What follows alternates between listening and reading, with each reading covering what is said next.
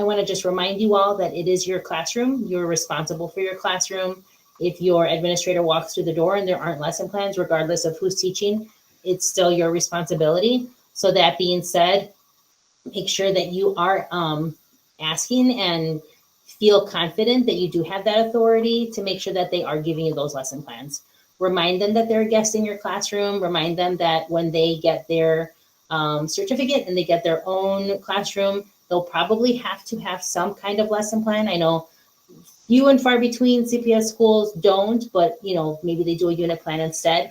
They still need some kind of skeleton. They are new, and just reminding them like this is something that we want to do till we get better.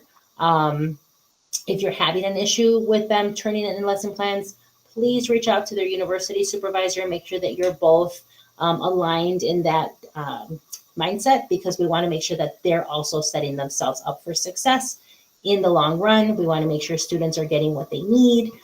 We also want to make sure that they understand standards. And if we're not seeing that, we don't know. So please remember to ask for those and make sure that they're giving them to you, because ultimately you're the one that's responsible. Thank you all for sharing. I hope that you had some more alignment of trends and seeing like some of those gaps. So hopefully you're seeing that it isn't just your pre-service teacher who's dealing with certain things.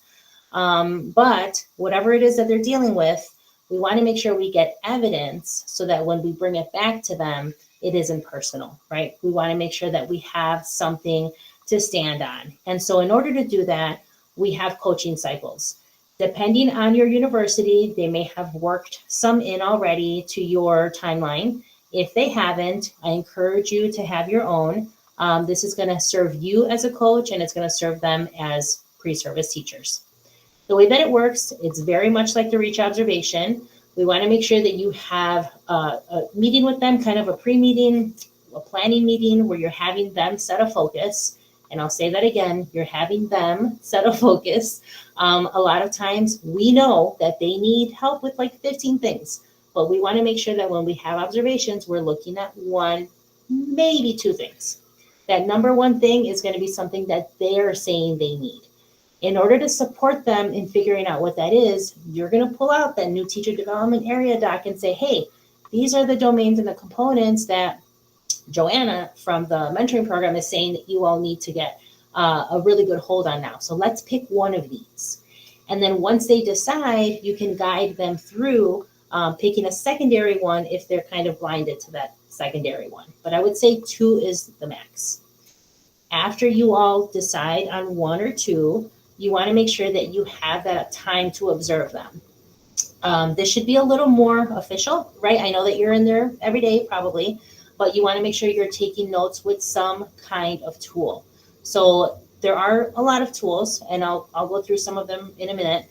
After though, you want to make sure you have your post observation. So very much like you all have your post observation for your Reach, you come back together in a formal way, you share your findings, you give them an opportunity to look at whatever it was that you observed.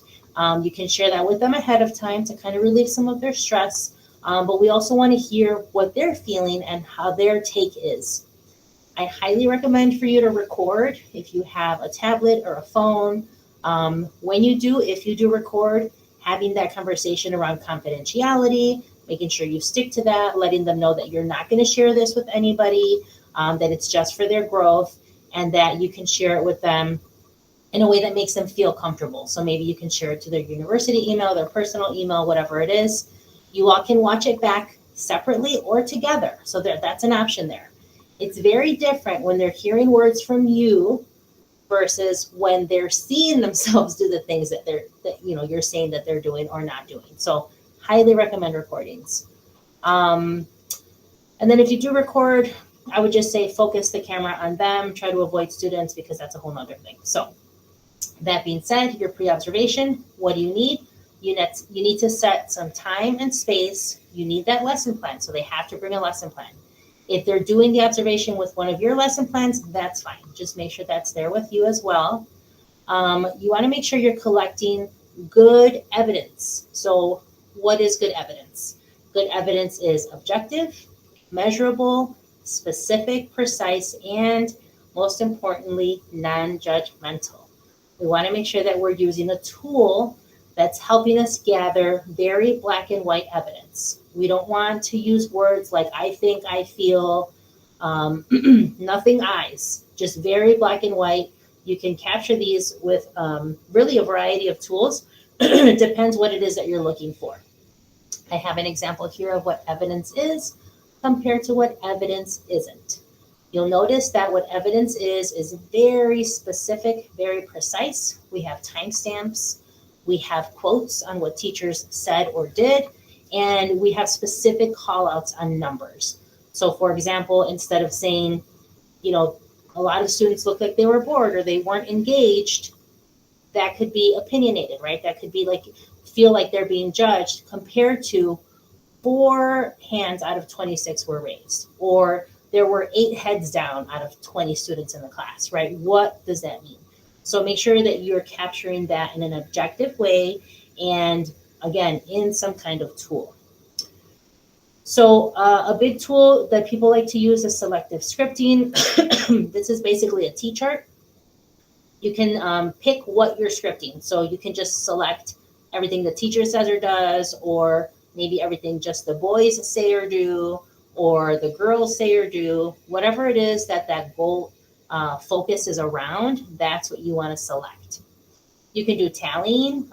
For example, how many times did the teacher, circulate the classroom? How many times did the girls raise their hands versus the boys, for example. Video recording, like I said, is a really good one. And then you can just take notes and have some kind of glows and grows, pulses and deltas, whatever you want to call it. Again, so that they're getting the positive and some areas of growth there as well.